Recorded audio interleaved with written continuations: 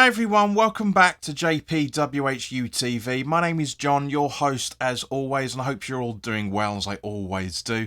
This is the preview of West Ham's fifth away game of the 22-23 Premier League season, where we travel to the south coast to visit the St Mary's Stadium to take on Southampton for a 2 o'clock kickoff on Sunday afternoon. Unfortunately not live on any UK TV channel, but as always we will be doing the live watch along from 1:30 on Sunday afternoon. So guys, if you haven't already done so, please do like, share and subscribe, and hit that notification bell, and more specifically hit it to all so you know when we're going live for the watch along.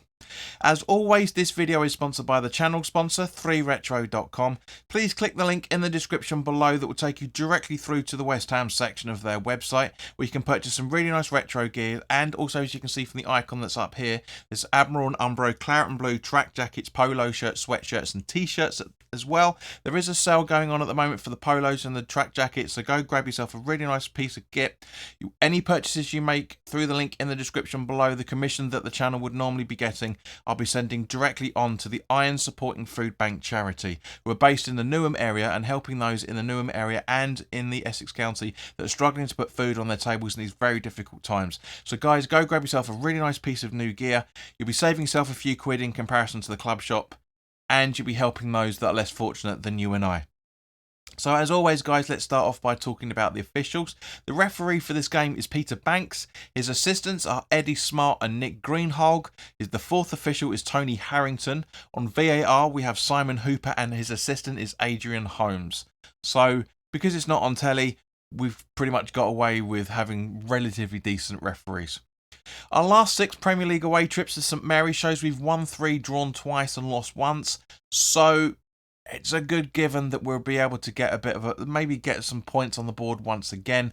David Moyes' Premier League away history as a manager against Southampton shows he's won 1, drawn 6 and lost twice, which is probably one of the reasons why he's saying about the tide being turning, that we can beat each other at different points of the season, as it has been over the years. Obviously we've struggled more at home against Southampton than we have away. Southampton are 17th in the Premier League at the time of this recording, with 2 wins, 1 drawn and 6 losses, scoring 8 and conceding 17 goals, and they are currently on 7 points. I can understand why AJ always says that that Southampton are a cockroach side, because they don't die. Doesn't matter what happens with the goal lines, score lines and all the rest of it, Southampton stay up no matter what. It's just one of those things, unfortunately. I think they are one of those teams that are quite reliant on 3 teams being worse than them for a lot of the points. Of the season, I should say. Southampton's home form so far this season show they've only won once, drawn once and lost twice, scoring 5 and conceding 6. Now, the manager Hassan Hootl has come under fire, but I think this is just speculation from the media, because they've basically got nothing else to talk about. Yes, all right, they've not exactly had a brilliant run, but neither have we, for that matter. Hassan Hootl is very, very good for Southampton. He's identified quite a fair few things that they need to be changing, and he is changing it, and they're not really reaping the benefits as well as they were this time last season, but I'm sure they're going to be fine.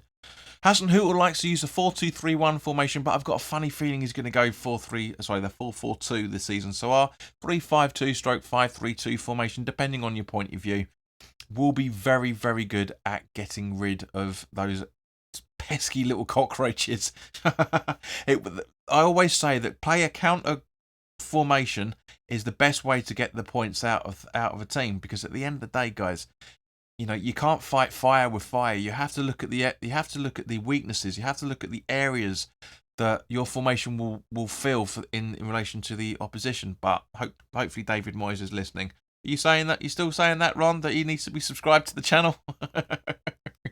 He said that for the preview against Anderlecht, and he said David Moyes needs to watch your videos. Looking at injuries, Southampton have a long-term injury to Livramento, who's out until New Year's Day with a cruciate knee ligament rupture. Apologies. And Lavia, who's currently out with a hamstring injury, but is a good chance to be returning for this fixture. So Hassan Hootl's got quite a good selection of players to go for. I mean, obviously Livramento's quite a big loss for Southampton. You could argue that's one of the reasons why they're in the position that they are. But anyway, The highest goal scorer is Shay Adams so far at home with 2 goals, and the highest assisters are Bella Kotchap, Ward-Prowse and Dinjepo, all with an assist each. Now, players to look out for, other than the ones I've just mentioned, because as we know, Ward-Prowse is a lethal foot when he's taking his free kicks. Now, fortunately, from a West Ham and everybody else's perspective, some of their dangerous players are out on loan at the moment, which is very, very good. But those that are currently at the club, Adam Armstrong, Maitland-Niles, Diallo, etc., there is still quite a fair bunch of people we need to be keeping an eye on.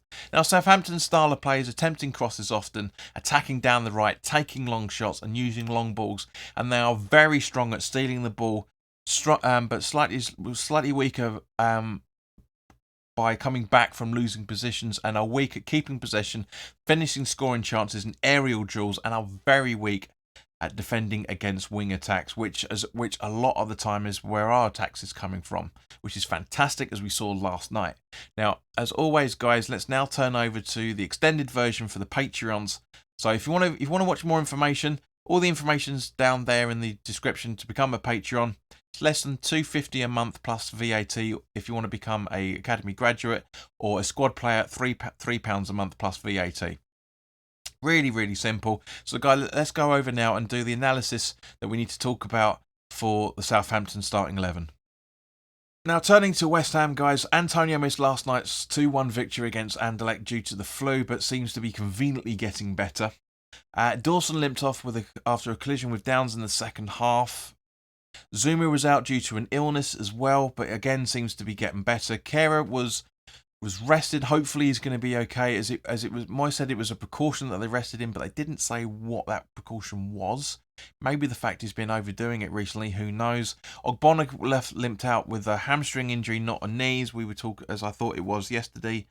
They're all due to have late fitness tests, so we'll hope and pray that everyone's okay. Cornet, unfortunately, is still out as well, and obviously, we've heard talk that Aguerd is coming back closer and closer to full-time fitness and training, so which is fantastic from that point of view.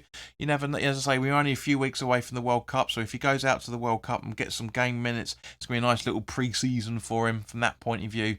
But guys, let's turn to the starting 11. So for those that are watching on YouTube, I'm going to give you a bit of a spoiler here. Again, I have dropped Declan Rice. Now, it's for absolutely no cause.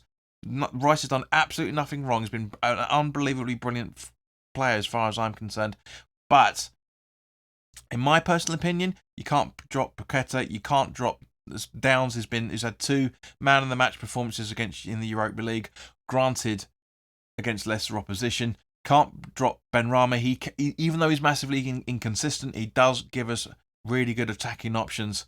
So it's so difficult. Really, really is difficult. But guys, here is my starting 11 that I would like to see. I don't think Moyes is actually going to do it, but I'd like to see this. Areola in goal, with a back 3 of Kehrer, Zuma and Creswell. Soufal and Emerson as the wing-backs, with Paqueta, Downs and Benrahma in midfield, supporting Antonio and Scamacca up front.